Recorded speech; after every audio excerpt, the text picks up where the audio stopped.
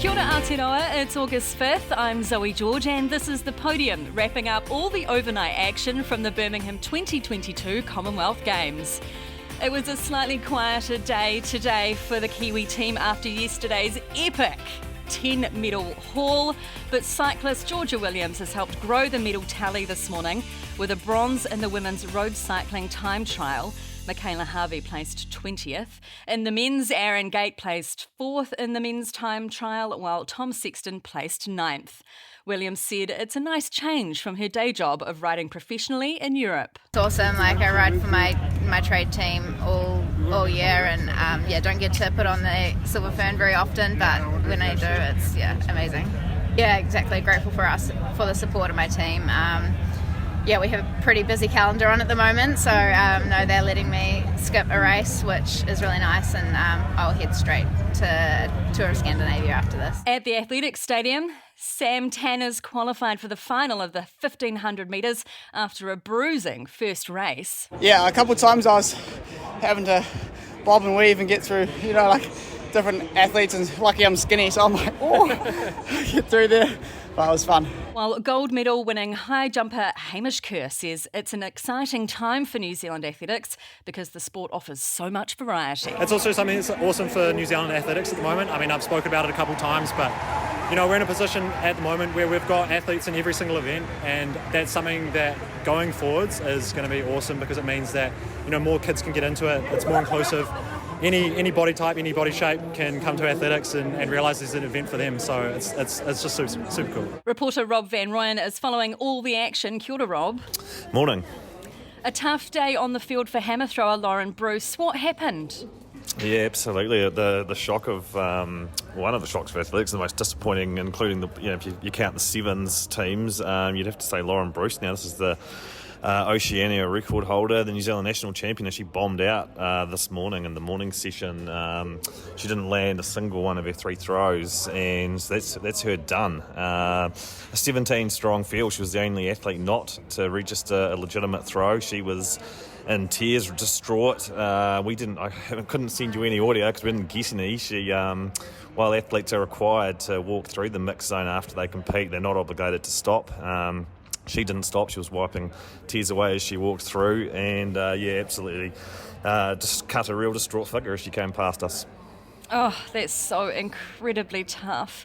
How did fellow hammer throwers Julia Ratcliffe and Nicole Bradley get on? Yeah, they both qualified. Julia Ratcliffe is the reigning champion, of course. She qualified with ease. She was one of only two who actually cleared 68 metres, which was enough for the automatic qualification. So the next 10 got through. The next best 10 go through. So that essentially all Lauren Bruce needed to do was land one, even if it was for her an average one would have got her through. Given 59.53 metres was enough to make it into the final. Oh gosh, when's that final happening? That final is on Sunday morning. Okay, and when's Sam Tanner's 1500 metre race final? Yeah, he's also Sunday in the early hours Sunday morning. It'd be interesting. He was in a much slower of the heats today, but look, he had plenty left in the legs once he managed to stay on his feet, because he did well to do so. There was plenty of, as you mentioned, bruising and jostling going on there, so he'll be a good one to watch on the Sunday. And Kelly O'Hagan has leapt into the women's high jump decider. When's that?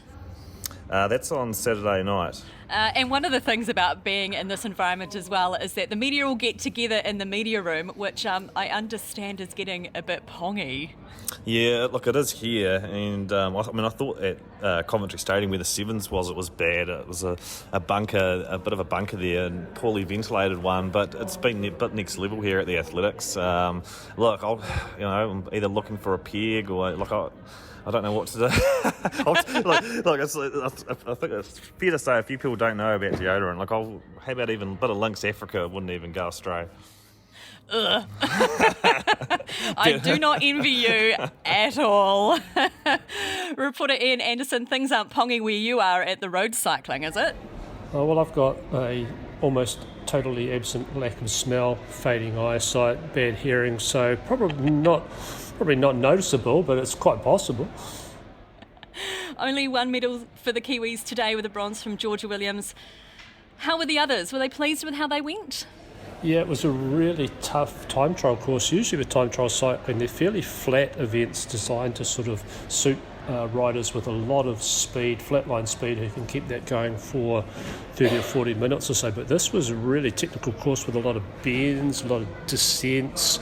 A number of riders had a spill, including Geraint Thomas, the Welshman, who was favourite to win the men's title, ended up with bronze. So a good ride by Georgia Williams to get bronze. And Aaron Gate was fourth.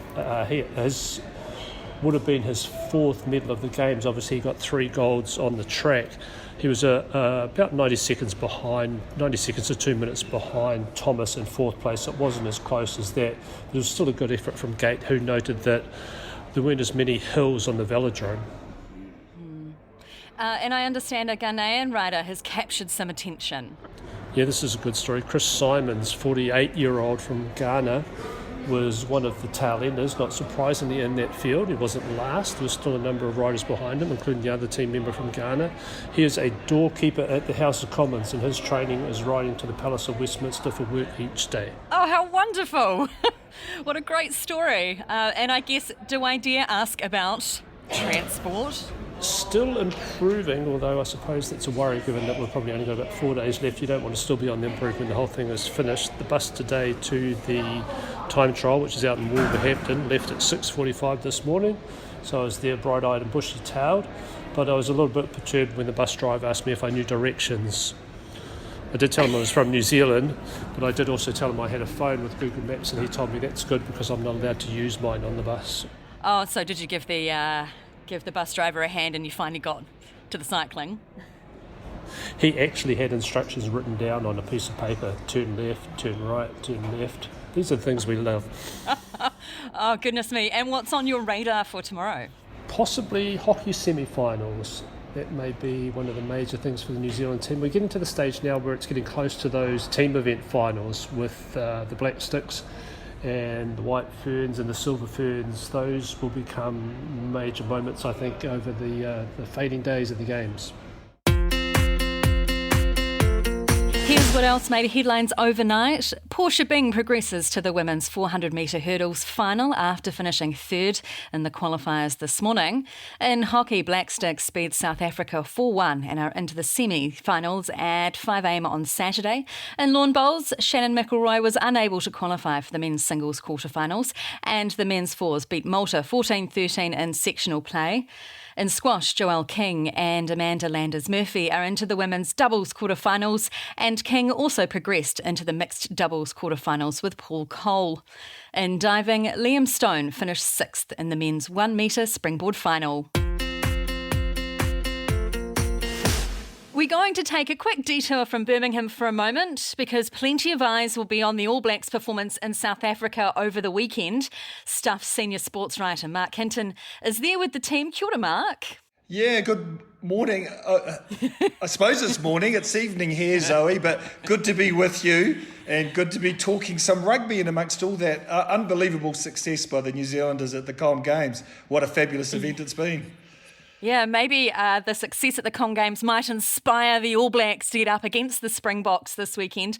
What's the likelihood of them beating the world champions? Almost zero, if you ask most New Zealanders, Zoe. I think Kiwis have lost a bit of faith in our wonderful All Blacks, haven't they?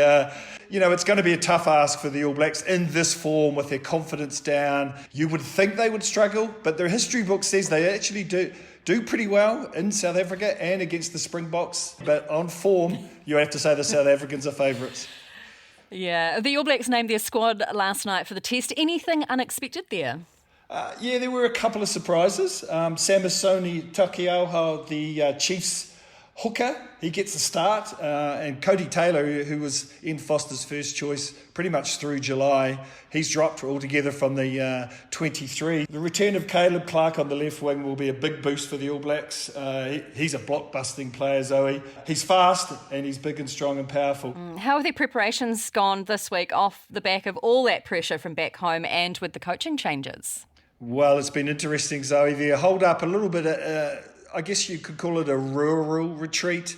And it's been a bit of a siege mentality from the All Blacks, Zoe. They're feeling the pressure. They literally put the barriers up around the resort. They feel like it's them against the world at the moment. And I think that's been a bit of a theme of this week. If they're going to bounce back from this horrible slump they're in, they need to find something within, and I think they've been working hard on that. Well, thankfully the All Blacks had to have some downtime yesterday and went to Kruger National Park. Did they invite you to go along? They didn't, no. Don't get many invites from the All Blacks these days for some strange reason. But we, being journos and, independently minded individuals, we went anyway, uninvited. We got in our own car, 4 of us, and we drove into the park. It was a wonderful experience. We went in the middle of the day, so we didn't see any of the big cats. Of course, cats are really smart creatures, Zoe. They sleep in the hot part of the day. So, but we saw elephants and giraffes and everything you could possibly hope to see. Even hippos wallowing in the water from a little bit of the distance. Just a special experience. And let's hope it could inspire the All Blacks to something a bit wild themselves this weekend. Love it. Well, we look forward to talking to you more over the next few days about the preparations and then the game. Thanks so much, Mark Hinton. Yes, and come on, you Kiwis, keep winning gold medals. We love it.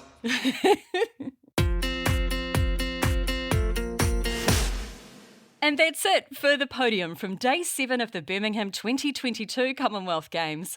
On behalf of Rob Van Royen and Ian Anderson in Birmingham, producer John O'Williams and audio engineer Sam Scannell, I'm Zoë George. Join us tomorrow for gymnastics, bowls, beach volleyball, wrestling, diving, hockey, squash and athletics. Remember, you can find all the latest games action at stuff.co.nz.